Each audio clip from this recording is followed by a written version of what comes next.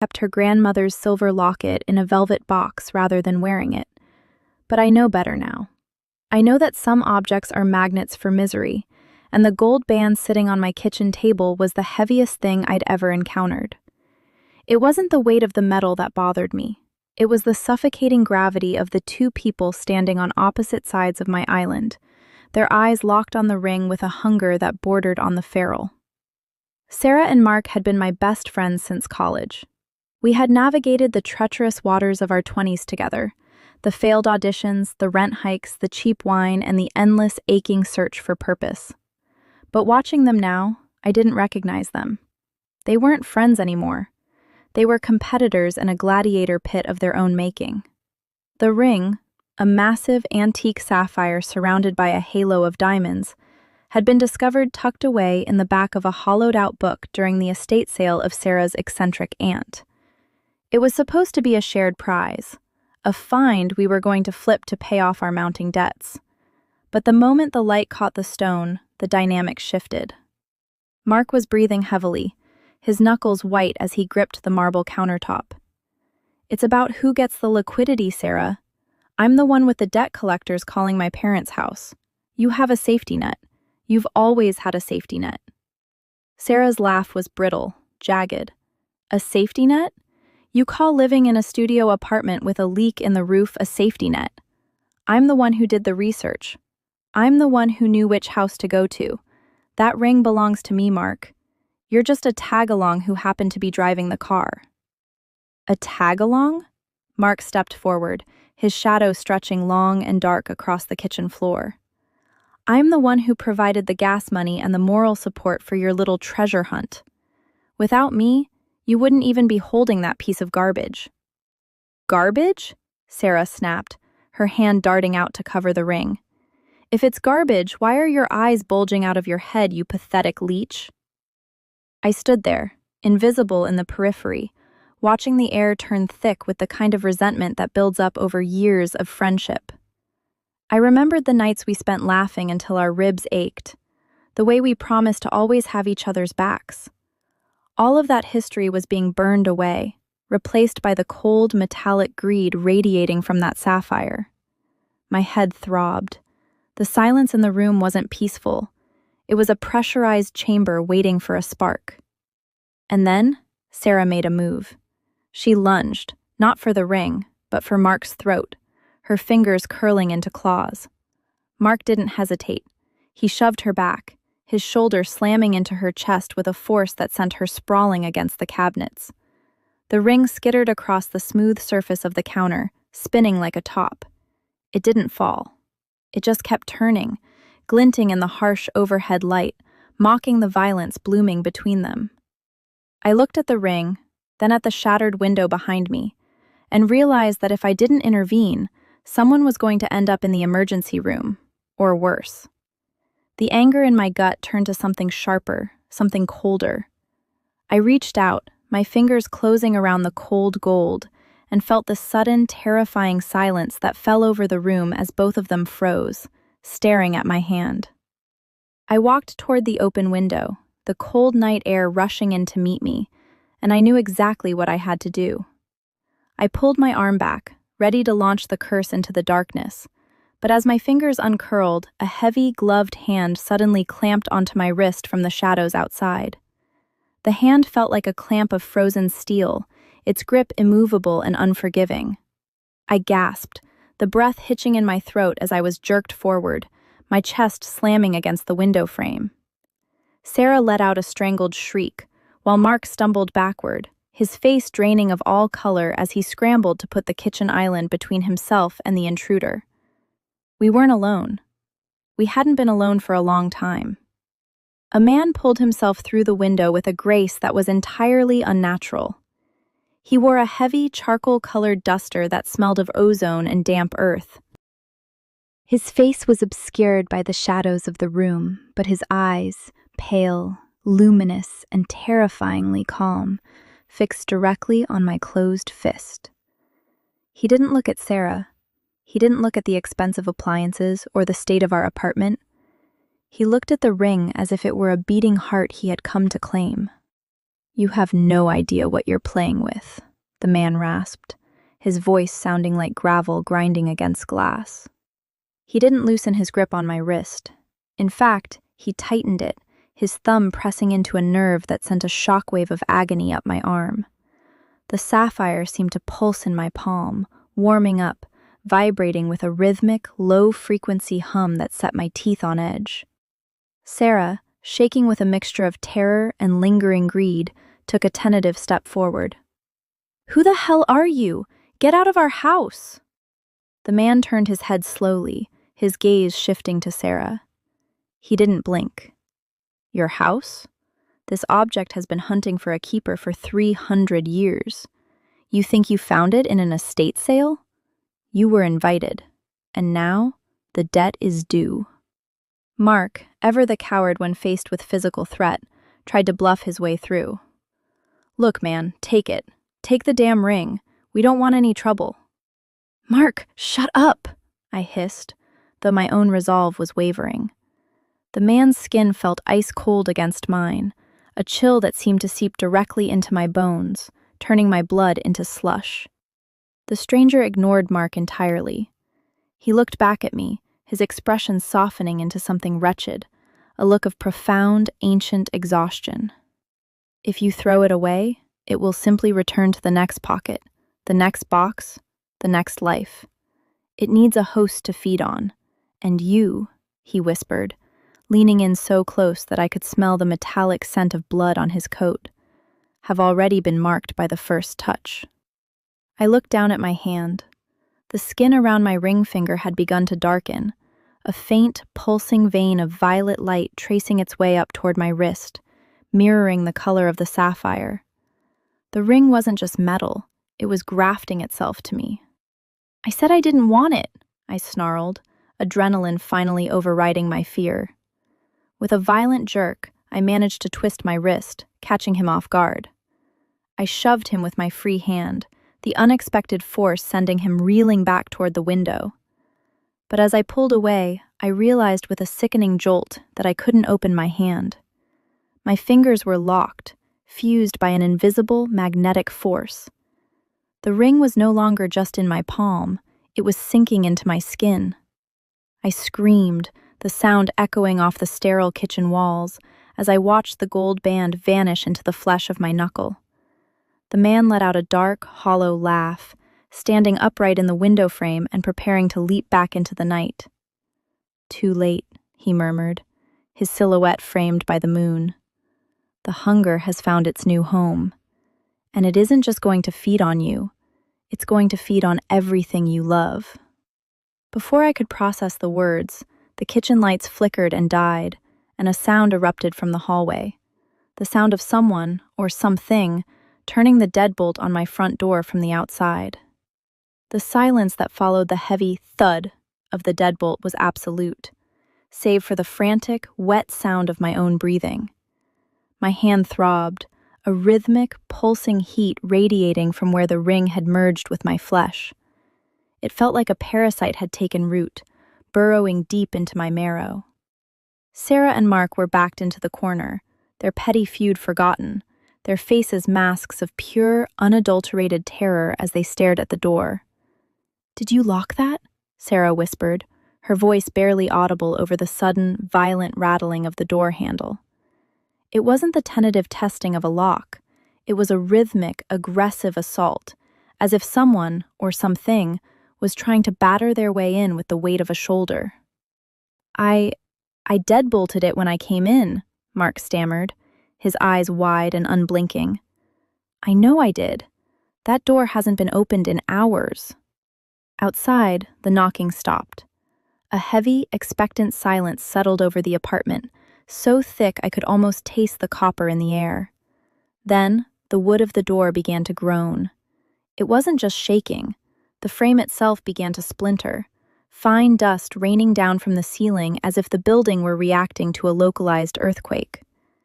"We need to leave," I choked out, clutching my throbbing, burning hand to my chest. "We need to get out of here, now!"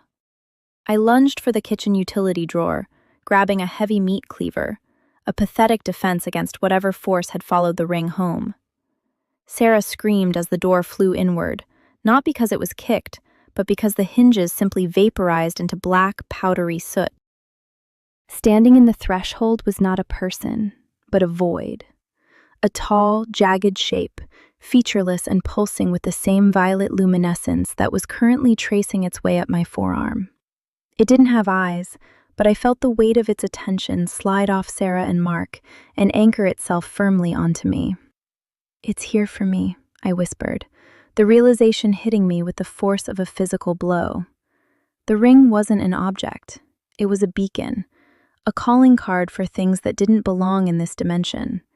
The entity drifted forward, the floorboards beneath its non-existent feet rotting and turning to black sludge with every step. Mark, gripped by a primal panic, grabbed a heavy glass vase from the shelf and hurled it at the thing. The vase passed through the darkness like a stone through smoke, shattering harmlessly against the far wall. The entity didn't even flinch. It reached out a spindly, elongated limb, and the air around Mark began to warp. "Run!" I screamed, but Mark couldn't move. He stood frozen, his skin beginning to gray, his very essence being siphoned away into the void. I didn't think. I couldn't afford to. I slammed my fist, the one hosting the ring, into the counter, desperate to break the connection, to jar the thing loose. The sensation of the ring biting into my bone was excruciating, but as I hit the marble, a flare of brilliant, blinding violet light erupted from my hand, throwing the creature back a few feet. It hissed, a sound like 1,000 snakes retreating, and the lights in the apartment exploded one by one, plunging us into total darkness. In the sudden pitch black, I felt a hand grab my ankle. I shrieked, kicking out, but the grip tightened, dragging me toward the yawning black mouth of the doorway. "Help me!" I cried out to Sarah, but there was no answer, only the sound of something wet and heavy sliding across the floorboards. I fumbled for my phone, desperate for even a sliver of light, but as the screen flickered to life, the wallpaper on my wall began to bleed, the dark ink shifting and rearranging itself into a message that hadn't been there a second ago. "It is not the ring that feeds," the wall read in dripping charcoal letters. "It is the bloodline." I looked up, and in the faint glow of the dying phone screen, I saw that the entity wasn't just standing in the doorway anymore. It was standing directly over me, and behind it, through the open door, I saw my own face staring back at me from the hallway mirror. Only, the reflection wasn't mine. It was smiling, and it held a matching ring on every single finger. I scrambled backward, my heels scraping against the hardwood, but the floor felt like quicksand, viscous and cold. The reflection in the mirror, my face, but twisted into a mask of cruel, predatory glee, tapped its glass prison with a rhythmic, metallic tink, tink, tink. Each tap resonated inside my skull, a hammer striking an anvil. The entity looming over me didn't attack. It waited, its form flickering like a corrupted video file, pulsing in sync with the violet veins now webbing across my shoulder. "You're not real," I gasped, my voice cracking. "None of this is real." The reflection tilted its head, emotion so fluid it lacked human hinges. It stepped through the surface of the mirror, the glass rippling like water as its body emerged into my living room. It was wearing my clothes, my favorite sweater, even the silver watch I had lost months ago. It stood beside the void entity, the two of them flanking me like twin shadows of a nightmare. "Real is a matter of perspective, darling," the double said, its voice a perfect, haunting mimicry of my own tone. It gestured to the hallway, where the wall was still weeping those charcoal letters. "You think you threw the ring away? You didn't. You invited it to dinner. You've been the latchkey to this door since the day you were born. We've just been waiting for you to get old enough to hold the key." I scrambled to my feet, my heart drumming a frantic beat against my ribs. I looked for Sarah and Mark, but the room was empty. The floor where they had stood was scorched, leaving behind nothing but a pair of shoes and a lingering smell of ozone. They were gone, wiped out like a bad edit in a film, A sob tore through my chest, but it was drowned out by the entity's low, vibrating hum. "Where are they?" I screamed, brandishing my glowing hand like a weapon. "Where did you take them?" The double laughed, a sound that felt like sand in my lungs. They were never the priority. They were just the fuel to get the kiln hot enough. You, however, you are the furnace. The double lunged, not to hurt me, but to grab my other hand. The moment our skins touched, a circuit closed. The violet light didn't just crawl, it surged. It felt as if 1,000 volts of raw, ancient electricity were being pumped directly into my heart. My vision splintered into a million shards of light. I wasn't in my apartment anymore. I was standing in a vast, subterranean cathedral made of obsidian and bone, surrounded by thousands of figures, all wearing my face, all wearing rings on every finger. They were all looking at me, not with curiosity, but with the terrifying, patient expectation of a congregation waiting for a sermon. "The cycle ends with you," the double whispered, pulling me closer until our foreheads pressed together. I could feel the coldness of its soul, a vacuum of emotion and history. "You choose. You either take the throne and feed the hunger, or you become the feast." I looked down at my hand. The ring had completely dissolved, its essence now swirling beneath my skin like liquid neon. The cathedral shuddered. The ground beneath the thousands of me's began to crack, and a low, guttural roar rose from the abyss beneath our feet, a sound of something hungry, something older than the stars, finally waking up. I turned to run, but the doors to the cathedral were slammed shut by a force that shook the very foundations of the earth. I spun back to face the crowd, but they were no longer looking at me. They were kneeling, their heads bowed, their many ringed hands outstretched. The void entity stepped forward from the shadows behind the throne, its massive, clawed hand extending toward my throat. It wasn't here to kill me, it was here to crown me. "Choose," the double hissed, its eyes turning entirely violet. "The world you know is already dissolving. Do you want to rule the ruin, or be consumed by it?" I looked at the entity's hand, then at the thousands of faces waiting for my answer. I knew that if I surrendered, I would live forever, but I would never be human again. I closed my eyes, steeled my heart, and reached out to grasp the entity's wrist. But as my fingers made contact, I felt a sharp, stinging sensation in my pocket, something I had completely forgotten was there. I felt the jagged edge of the old key I'd kept since childhood, the one that supposedly opened the attic of my grandmother's house, and for the first time, I realized why the ring had brought me here. I didn't grab the entity's hand. I drove the antique key into the void of its chest, and the entire cathedral went deathly, terrifyingly silent. The scream that erupted from the entity wasn't a sound of pain, it was the sound of a structural failure. As the rusted iron key bit into the violet core of its chest, the creature didn't bleed, it shattered. Cracks of blinding white light spiderwebbed across its smoky torso, and the obsidian walls of the cathedral began to groan and disintegrate like dry parchment. The double, my own stolen face, lost its composure. Its expression dissolved into a look of sheer, primitive horror as the ground beneath us turned into a swirling vortex of nothingness. I didn't let go of the key. I twisted it, forcing the jagged metal deeper into the pulsing dark, and the feedback loop was instantaneous. The thousands of other versions of myself, the congregation of the ring, began to wail. One by one, they started to vanish, flickering out like candles in a gale. The violet veins on my arm turned searingly hot, then white, then finally, they began to peel away from my skin, dissolving into ash. The ring wasn't just a beacon, it was a shackle, and by stabbing the entity, I had hit the lock. The cathedral collapsed in a roar of splintering stone.